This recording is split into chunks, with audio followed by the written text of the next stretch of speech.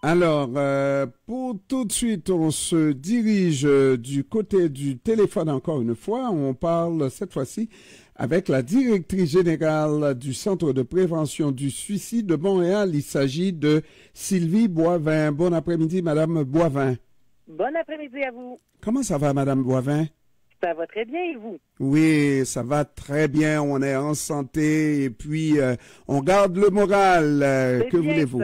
Que voulez-vous? Et puis, je vous félicite pour la personne que j'ai trouvée au bureau aujourd'hui, malgré que j'ai pris le temps de demander, de dire que je suis en bonne santé, et puis vous, etc., n'est-ce pas? Pour faire la jazette. À la fin de la communication, elle m'a redemandé, est-ce que vous êtes, vous, une personne qui n'a aucune intention, programme, projet de suicide, etc. Mais je trouve ça bien. Hein? Oui, bien en fait, on veut juste s'assurer de la bonne santé mentale des gens qui communiquent avec nous. Oui, absolument, absolument. Et puis, il y a ce rapport de la coroner qui vient de sortir, qui appelle les autorités à fournir toutes les ressources requises aux organismes communautaires dans le but d'assurer un filet de sécurité aux personnes à risque.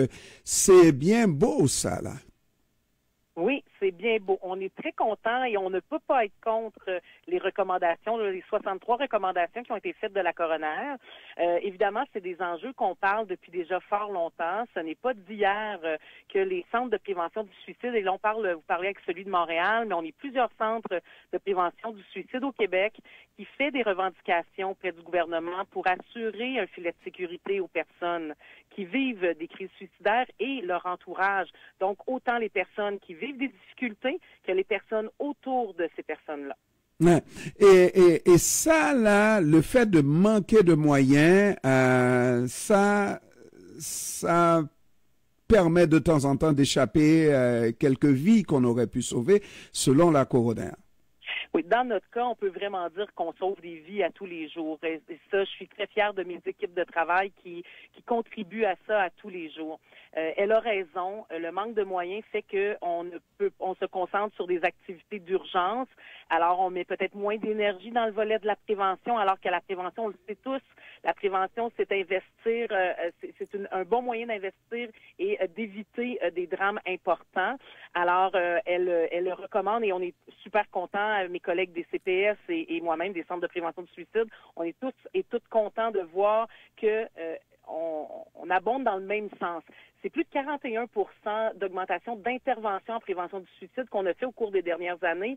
La pandémie, on n'a pas échappé à ça, personne n'a échappé à ça, et on pense vraiment qu'un meilleur filet, un meilleur financement permettant un meilleur filet de sécurité pour les personnes vulnérables. Mais comment se fait-il qu'au Québec, on soit pas vraiment un pays pauvre et que on a peine à comprendre cette importance-là, d'autant que d'année en année, on dirait que ça ne faiblit pas là, les cas de suicide, au contraire. Ben, écoutez, vous savez, le suicide, c'est multifactoriel. Il y a une multitude de raisons qui fait qu'une personne peut passer à l'acte ou a des pensées suicidaires. Que ce soit l'anxiété, des problèmes de santé mentale, la dépression, que ce soit des ruptures, que ce soit... On est dans un feu roulant d'activité toujours. Et bien qu'on soit dans un pays, je dirais, aisé, parce qu'on a quand même des gens souffrants, on a des gens qui sont en grande vulnérabilité malgré qu'on soit un pays riche, il y a des gens qui ont peine à se sortir des difficultés qu'elles vivent. Et c'est pour ça qu'il y a autant de groupes qui existent pour soutenir ces populations-là, que ce soit les centres de crise, les centres de prévention du suicide, l'ensemble des groupes communautaires. Et sur Montréal, on est choyés, on en a une multitude. Ce qui arrive à chaque année et ce qu'on défend à chaque année, c'est le manque de financement chronique et récurrent des sommes qui sont octroyées au groupe pour faire le travail pour lequel on est présent. Mais j'aurais tendance à dire que l'argent ne fait pas le bonheur, mais si vous aviez un petit peu plus de moyens, vous auriez fait le bonheur de ces personnes aux idées suicidaires. Je pense que vous avez une belle phrase qu'on pourrait garder pour la suite. Effectivement, je crois qu'on aurait pu faire la différence et qu'on peut continuer à faire la différence. on fait des petits miracles, mais là, ce qu'il faut, c'est vraiment s'ancrer dans quelque chose de solide et ça passe par les recommandations de la coroner. Alors, on est bien content et on souhaite que le gouvernement le prenne en compte et investisse adéquatement dans les ressources qui soutiennent les personnes les plus en difficulté ici à Montréal. Aujourd'hui, je sais que vous avez votre assemblée générale. On va probablement dévoiler les budgets, etc. Est-ce que vous avez de bonnes nouvelles à apprendre aux gens autour de vous? Ben écoutez, c'est sûr et certain qu'on met en place, vous avez vu un nouveau nom, une nouvelle image de marque. On a travaillé très fort cette année pour prendre la place parce qu'on était le Suicide Action Montréal qui se transforme en Centre de prévention du suicide de Montréal. On voulait faire rayonner l'ensemble des actions, de la prévention jusqu'à la postvention, passant par l'intervention. Donc, toutes les actions qui permettent à des gens d'avoir accès à un filet de sécurité solide. Mais je dois vous dire que quand même, cette année, on anticipe un déficit quand même dans l'année à venir. Et ça, on va travailler très fort pour essayer de l'éponger. Alors, pour nous, ce rapport-là de la coroner tombe à point et on va l'utiliser bien évidemment pour aller faire les revendications nécessaires. Mais ça, quand il doit y avoir des situations comme ça, on sait qu'il a appelé, qu'elle a appelé, et puis on a essayé comme on pouvait essayer, et puis malheureusement, elle est passée à l'acte. Comment vous vivez ça? Ben, écoutez, c'est sûr et certain que les intervenants, les personnes qui travaillent auprès de ces personnes-là sont qualifiées, ont été formés en intervention pour le faire, pour répondre à ces besoins-là. Et nous, notre travail, c'est de réduire la crise et d'éviter le pire.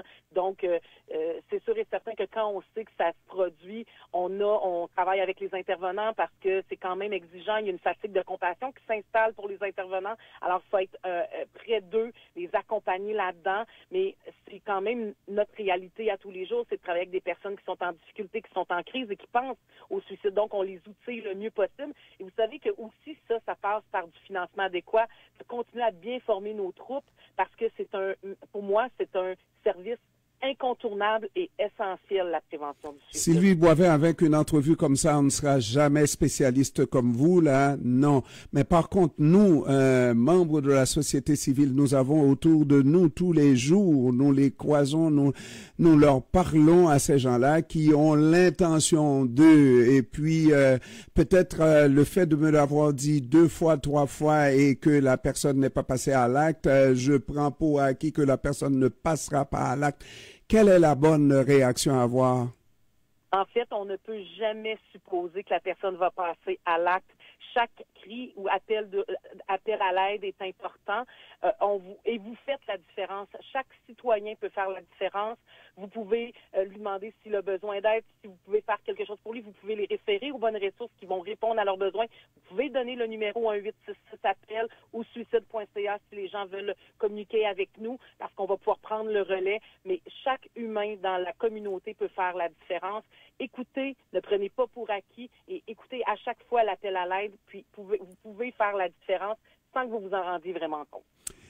Sylvie Boivin, directrice générale du Centre de prévention du suicide de Montréal, je vous remercie, je vous félicite pour le bon travail qui est fait, oui, pour le grand public montréalais, parce que là, le suicide, moi-même, j'avais tendance à dire, oui, il me semble, j'avais même des préjugés en disant, regardez un pays comme Haïti où on ne connaît pas de suicide ou presque pas de suicide. Et puis de plus en plus j'entends parler de suicide dans mon pays d'origine.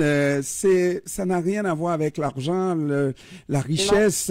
Non. C'est la détresse qui nous amène à ça. Et quelqu'un qui peut être très riche peut vivre de détresse intérieure et très profonde, n'est-ce pas?